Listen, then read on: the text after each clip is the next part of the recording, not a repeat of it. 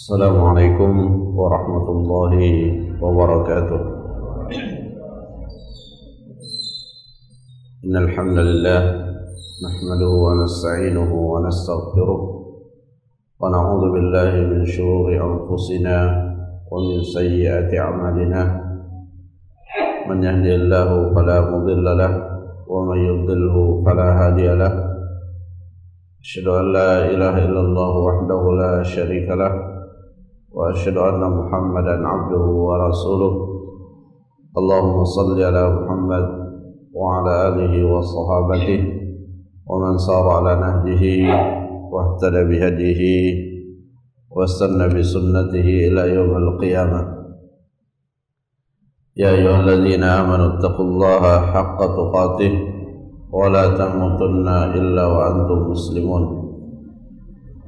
Allahumma allimna bima yanfa'una wanfa'na bima 'allamtana wa zidna ilman wa tawfiqan wa alhiqna bis salihin. Amma ba'd, masyarul muslimin, jamaah salat subuh rahimani wa rahimakumullah. Alhamdulillah, pada kesempatan ini kita kembali melanjutkan majelis ilmu kita pada penjelasan kitab Taisirul Karimir Rahman fi Tafsir Kalamil Mannan. Dan alhamdulillah, pada pertemuan yang sebelumnya kita telah menjelaskan firman Allah Subhanahu wa taala yang terdapat di dalam suratul Hasyr, di mana pada ayat yang telah kita jelaskan Allah Subhanahu wa taala mengabarkan kepada kita tentang kelebihan-kelebihan yang dimiliki oleh kaum Ansar. Ada beberapa manaqib atau kelebihan yang disebutkan oleh Allah secara khusus, di antaranya bahwa orang-orang Ansar teramat sangat mencintai orang-orang Muhajirin, dan kecintaan tersebut adalah kecintaan yang berdasarkan pada cinta kepada Allah Azza wa Jalla. Jadi orang-orang Ansar mencintai orang-orang Muhajirin bukan karena faktor kedekatan, bukan karena faktor kesukuan, tetapi karena Allah Subhanahu wa taala. Dan inilah yang merupakan pengikat iman terkuat, sebagaimana yang disebutkan oleh Nabi sallallahu alaihi wasallam dalam hadisnya yang sahih, awthaqu qural iman al-hubbu fillahi wal bughdhu fillah. Sekuat-kuat pengikat keimanan itu adalah cinta karena Allah dan benci karena Allah. Kita mencintai setiap amalan yang dicintai oleh Allah, dan kita juga mencintai setiap orang yang mengamalkan amalan yang dicintai oleh Allah.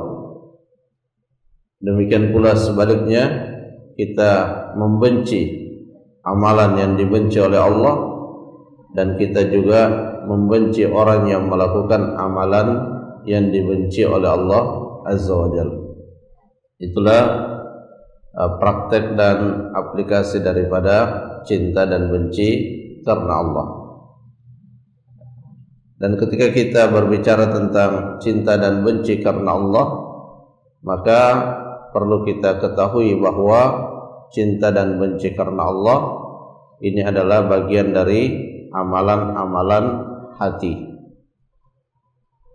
Dan cinta dan benci karena Allah tidak selamanya identik dengan kita menyepakati apa yang setiap yang dilakukan oleh orang yang kita cintai.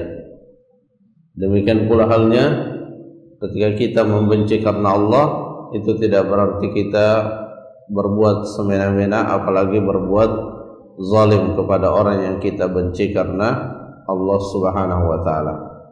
Ini adalah bagian yang penting untuk dipahami, karena tidak jarang kita dapatkan di antara kaum muslimin yang menzalimi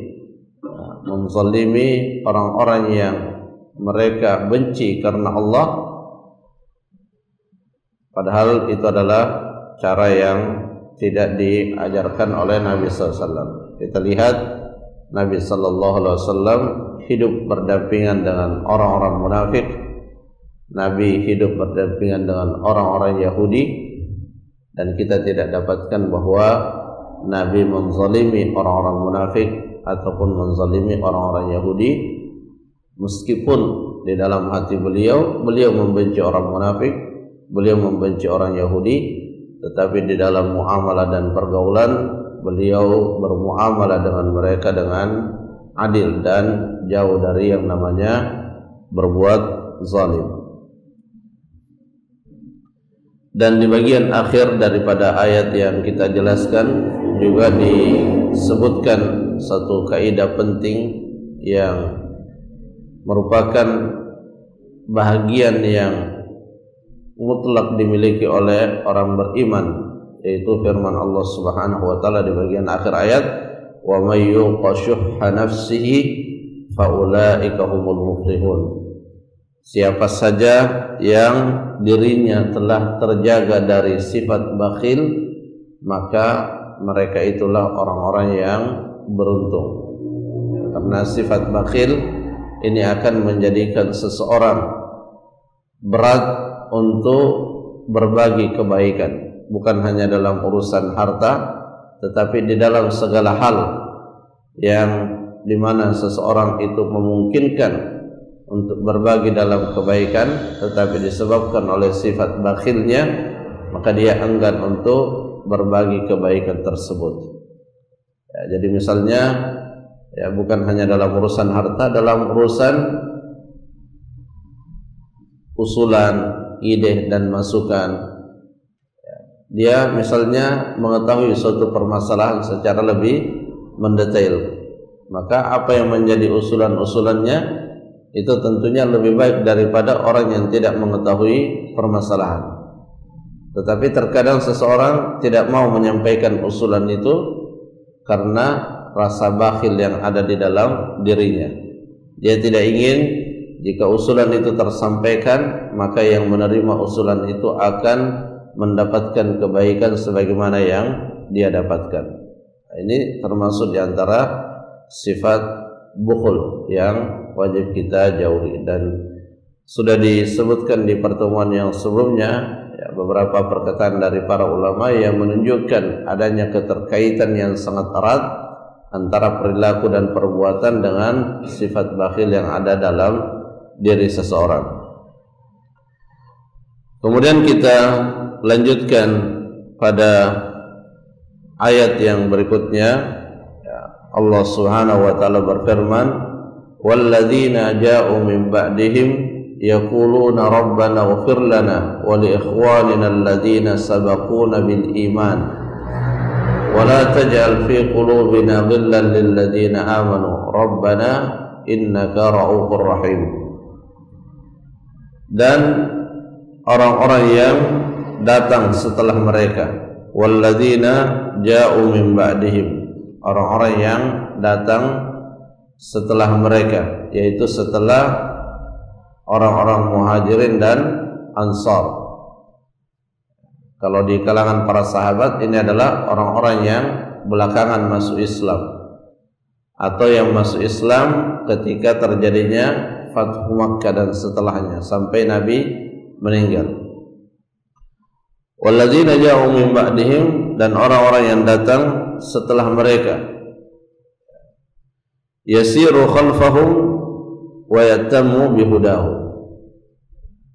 Orang-orang yang datang setelah mereka yang dimaksudkan di dalam ayat ini adalah orang-orang yang berada di belakang orang-orang muhajirin, dalam arti mereka mencontoh orang-orang muhajirin dan ansar. Dalam hal apa? Dalam hal memahami agama dan mengamalkannya. Jadi salah satu kelebihan, ya, salah satu kelebihan di dalam agama kita, selain ada kitab suci Al-Quran dan Sunnah Nabi Sallallahu Alaihi Wasallam yang telah dijamin keterjagaannya, kita juga memiliki figur-figur yang menjadi contoh konkret daripada pelaksanaan Al-Quran dan Sunnah Nabi Sallallahu Alaihi Wasallam. Sehingga ketika ada perkara-perkara yang samar-samar berkaitan dengan teks Al-Quran, teks daripada hadis, maka kita punya rujukan untuk bisa mengetahui seperti apa hakikat makna dari ayat Al-Quran ataupun dari Sunnah Nabi SAW, baik itu melalui penjelasan-penjelasan, demikian pula melalui praktek-praktek amalan. Walladzina ja'u min ba'dihim, ya, orang-orang yang datang setelah mereka, setelah kaum Muhajirin dan Ansar, dan mereka senantiasa mengikuti, ya, mengikuti orang-orang Muhajirin dan Ansar dalam hal pemahaman dan pengamalan.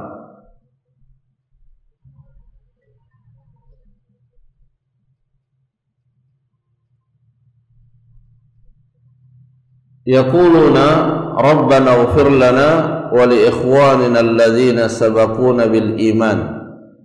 Mereka ini mengatakan, ya Allah, ampunilah, ya, ampunilah kami, ya, ampunilah kami dan orang-orang yang telah mendahului kami. Ampunilah kami dan orang-orang yang telah mendahului kami, yaitu dari kalangan Muhajirin dan Ansar. Dan ini salah satu bentuk nasihat, ya. Jadi di dalam Islam, ya, nasihat itu maknanya sangat luas. Jadi tidak hanya sebatas memberikan nasihat sebagaimana yang kita pahami, tetapi memberikan kebaikan kepada orang lain, itu adalah bentuk nasihat, ya. Makanya di dalam di dalam hadis ad-dinun nasihah, itu ketika para sahabat bertanya apa itu ad-dinun nasihah, untuk siapa itu, untuk siapa nasihat itu, Nabi mengatakan lillahi wa li rasulihi wa li a'immatil muslimina wa ammatihim. Nasihat itu untuk Allah, untuk Rasulullah, dan untuk para pemimpin kaum muslimin dan masyarakat secara keseluruhan. Maksudnya di situ adalah melakukan kebaikan. Nasihat kepada Allah yaitu taat kepada Allah, nasihat kepada Rasulullah taat kepada Rasulullah, dan seterusnya. Yaquluna Rabbana ighfir lana wa li ikhwanina alladhina sabaquna bil iman. Dan ini adalah doa yang sangat penting, karena melalui doa ini akan terhilangkan dari hati-hati kita rasa benci, ya, rasa benci kepada orang-orang beriman. Jadi tidak ada alasan yang dibenarkan untuk membenci orang beriman kecuali alasan karena Allah. Kalau mencintai, bisa seseorang mencintai dalam hal-hal yang berkaitan dengan tabiat manusia, ya, seperti bapak mencintai anaknya, anak mencintai bapaknya, dalam tahapan-tahapan yang itu adalah bahagian dari tabiat kemanusiaan, maka itu dibolehkan. Tetapi ketika sudah berkaitan dengan hal yang menyangkut ibadah, maka seseorang tidak boleh mencintai kecuali karena Allah, dan tidak boleh membenci kecuali karena Allah Subhanahu wa taala. Syekh Sa'di rahimahullah mengatakan berkaitan dengan doa ini, yaquluna rabbana ighfir lana wa li ikhwanina alladhina sabaquna bil iman wa la taj'al fi qulubina ghillan lil ladzina amanu, dan janganlah engkau menjadikan pada diri kami rasa benci kepada orang-orang beriman. Kata beliau, wa hadza du'aun syamilun li jami'il mu'minin as-sabiqina minas sahabah. Maka ini adalah merupakan doa yang cakupannya sangat menyeluruh doa yang sangat lengkap untuk orang-orang yang telah mendahului kita dari kalangan para sahabat. Karenanya Imam Malik rahimahullah menjadikan ayat ini sebagai tanda keimanan yang ada pada seseorang, itu mendoakan para sahabat. Dan melalui ayat ini juga Al-Imam Malik rahimahullah menghukumi bahwa orang-orang yang membenci apalagi mengkafirkan para sahabat itu keluar dari lingkaran keimanan. Ya, karena kalau dia beriman maka dia mencintai para sahabat, bahkan mendoakan para sahabat. Nah, kalau ada yang membenci apalagi sampai mengkafirkan para sahabat, maka di mana keimanan itu di dalam hatinya.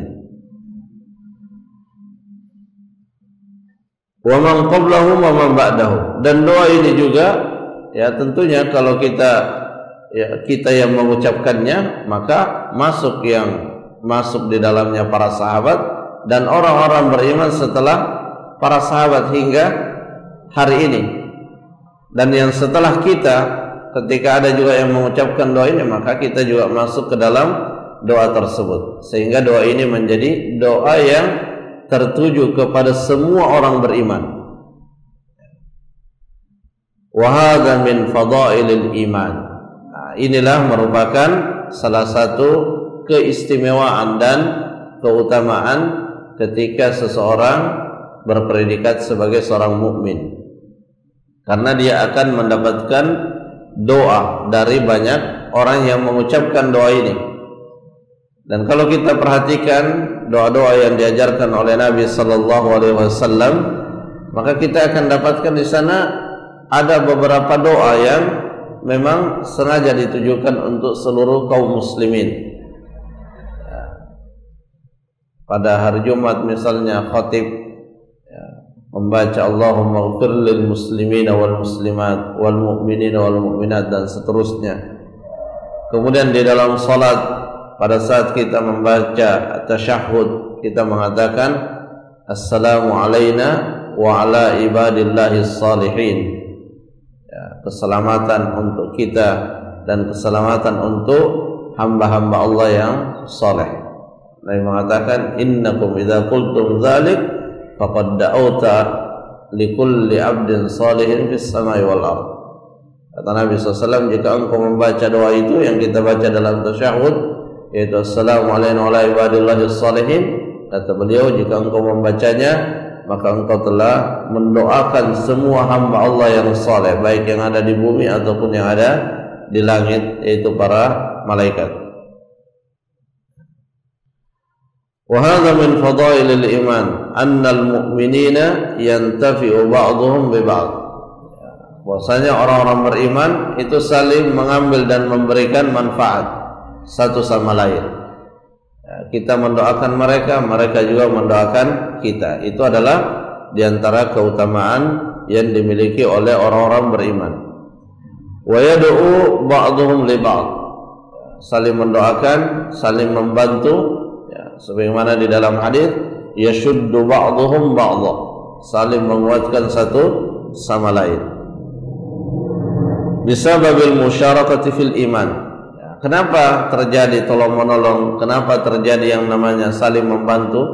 Itu karena mereka dikumpulkan oleh satu hal, yaitu keimanan.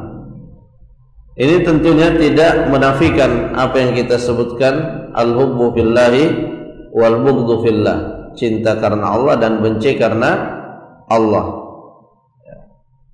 Jadi misalnya ketika kita melihat ada di antara orang-orang beriman melakukan kemaksiatan, maka kita membencinya. Tetapi karena ada keimanan pada dirinya, maka kita juga mencintainya. Bagaimana kita mencintainya? Kita mencintainya dengan berharap semoga dia berhenti dari kemaksiatannya. Kita menasehatinya.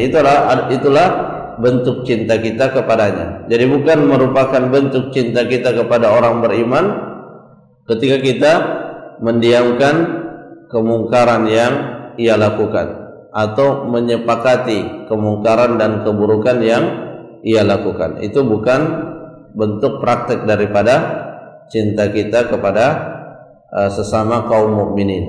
Ya, jadi tetap bahwa cinta itu berasaskan pada apa yang dicintai oleh Allah, dan benci juga berdasarkan apa yang dibenci oleh Allah Subhanahu wa taala. Tetapi kalau orang beriman, ya, seburuk apapun dia, maka dia memiliki hak untuk dicintai sesuai dengan kadar keimanan yang ada pada dirinya. Jadi tidak mungkin orang beriman, misalnya dia melakukan keburukan, tidak mungkin orang beriman itu dibenci sebagaimana kita membenci orang-orang kufar. Orang kufar tidak ada, ya, tidak memiliki yang namanya alasan untuk kita mencintainya dalam hal keimanan tadi. Tapi sekali lagi, cinta dan benci di sini jangan sampai ditafsirkan dan dipahami yaitu melegalkan untuk melakukan kezaliman kepada mereka. Ya, karena dia dibenci oleh Allah, maka kita menipunya, kita menzalim. Ini adalah sesuatu yang sangat melenceng dari pemahaman agama Islam. Bahkan Nabi sallallahu alaihi wasallam itu sangat menjunjung tinggi yang namanya berbuat adil kepada mereka. Ya, jadi dalam mempraktekkan agama ini kita tidak hanya bermodalkan pada membaca teks ayat-ayat Al-Quran dan hadis-hadis Nabi, tetapi kita juga penting melihat bagaimana praktek daripada ayat-ayat dan hadis tersebut. Bagaimana Nabi mempraktekannya, bagaimana para sahabat mempraktekannya. Ya, karenanya para ulama ya, selalu mewanti-wanti kaum muslimin agar selalu mencontoh para sahabat Nabi sallallahu alaihi wasallam, karena mereka lah yang paling unggul di dalam memahami ayat Quran, hadis Nabi sallallahu alaihi wasallam, dan sekaligus mereka juga yang paling unggul di dalam mempraktekannya. Sehingga setiap pemahaman agama yang kita dapatkan harus selalu kita sesuaikan dengan pemahaman mereka. Setiap pengamalan agama yang kita dapatkan, yang kita lihat, kita sesuaikan dengan pengamalan mereka. Allah dalam Al-Quran mengatakan, fa in amanu bimithli ma amantum bihi faqad ihtadaw. Jika mereka yang setelah sahabat, jika mereka telah beriman, telah masuk Islam dan mempraktekkan Islam sebagaimana kalian, ketika ayat ini turun dan dikatakan sebagaimana kalian, maka yang dimaksud kalian tentunya adalah para sahabat. Kalau mereka telah beriman sebagaimana berimannya kalian, mereka telah menjalankan Islam sebagaimana menjalankannya Islam kalian, faqad ihtadaw, maka pada saat itulah mereka mendapatkan petunjuk. Ya, makanya ketika muncul yang namanya Musailamah Al-Kadzdzab, ya, Musailamah itu mereka juga bersyahadat, ya, pengikut-pengikutnya juga bersyahadat bahwa Allah yang benar disembah, bersyahadat bahwa Nabi Muhammad utusan Allah, tetapi dia tambah bersyahadat bahwa Musailamah juga utusan Allah bersama Nabi Muhammad. Ya. Apa penilaian Rasulullah kepadanya, apa penilaian sahabat? Dianggap sebagai orang di luar Islam, dianggap sebagai orang kafir. Ya, kenapa? Karena tadi ayatnya, fa in amanu bimithli ma amantum bihi faqad ihtadaw. Dia mengaku beriman juga, tapi cara berimannya tidak seperti yang dipraktekkan oleh para sahabat Nabi SAW. Bisababil musyarakah fil iman al-muqtadi li'aqdil ukhuwah bainal mu'minin. Nah, disinilah kemudian yang akan melahirkan yang namanya ukhuwah. Jadi ketika seseorang itu bertindak atas dasar keimanan, maka lahirlah di situ yang namanya ukhuwah. Dan ukhuwah karena keimanan itu akan melampaui, ya, pengikat-pengikat yang lain. Ada mungkin yang diikat karena hubungan kekerabatan, ada yang diikat karena dia berasal dari daerah yang sama. Tetapi ketika iman sudah yang berbicara di situ, maka semua itu terabaikan. Sehingga meskipun orang yang ada di dekatnya itu adalah orang yang berasal dari daerah yang berbeda, dari suku yang berbeda, tetapi dia adalah orang beriman, maka dia akan mencintai orang tersebut. Dan ini yang terlihat jelas pada diri sahabat Nabi SAW. Ya, bagaimana yang dahulu, ya, yang sebelum mereka mengenal Islam ada sebagai budak dan ada sebagai tuannya, sehingga secara kedudukan itu budak di bawah daripada tuannya. Tetapi begitu mereka masuk Islam, diikat dengan keimanan, maka yang budak dan yang tuan itu sama rata, ya, tidak ada lagi yang membedakan di antara mereka. Dan ini juga sesungguhnya yang menghalangi sebahagian daripada pembesar-pembesar Quraisy memeluk agama Islam, karena kesombongan yang ada dalam dirinya. Dia tahu kalau dia masuk Islam dia akan disetarakan dengan mantan-mantan budaknya, makanya mereka tidak mau masuk Islam. Ya, ini karena mereka tidak memahami bahwa ikatan keimanan itulah ikatan yang paling kuat, ikatan yang paling teratas. Sehingga kalau sudah urusan iman, maka tidak ada lagi sekat-sekat. Mau dia di berbeda negara, berbeda suku, ketika dia orang beriman, maka kita wajib untuk mencintainya, membantunya atas dasar keimanan tersebut. Sekali lagi, hal ini tidak menafikan adanya yang namanya cinta dan benci karena Allah Subhanahu wa taala. Jadi ketika misalnya ada orang beriman tapi melakukan keburukan, kita cintai karena keimanannya, kita benci karena keburukannya. Apakah bisa bergabung cinta dan benci dalam satu waktu? Bisa. Ya, buktinya banyak. Ya, orang yang minum obatnya pahit, dia tidak suka pahitnya, tapi dia suka efek daripada kesembuhan di balik obat yang pahit tersebut. Orang yang diobati kadang harus diamputasi dan seterusnya, itu dibenci, tapi ada juga yang disukai. Jadi bisa bergabung antara cinta dan benci. Jadi kepada sesama orang beriman, ya, kita lihat bagaimana semakin sempurna di dalam mewujudkan tuntutan keimanan, maka semakin besar kecintaan kita kepadanya. Ya, semakin banyak melakukan keburukan, maka semakin berkurang pula rasa cinta kita. Tetapi tetap rasa cinta itu ada karena pada dirinya ada keimanan. Dan tentunya di antara bentuk cinta kita kepada orang beriman yang terjerumus dalam kesalahan, itu mendoakan mereka semoga mereka mendapatkan petunjuk Allah Subhanahu wa taala, mengharapkan agar mereka bertobat kepada Allah Subhanahu wa taala. Itu adalah salah satu bentuk cinta kita kepada orang-orang beriman yang terjatuh di dalam kesalahan-kesalahan. Jemaah rahimakumullah, mungkin ini yang bisa disampaikan, semoga bermanfaat. Wallahu ta'ala a'lam bissawab. Subhanakallahumma rabbana wa bihamdik, asyhadu an la ilaha illa anta, astaghfiruka wa atubu ilaik. Assalamualaikum warahmatullahi wabarakatuh.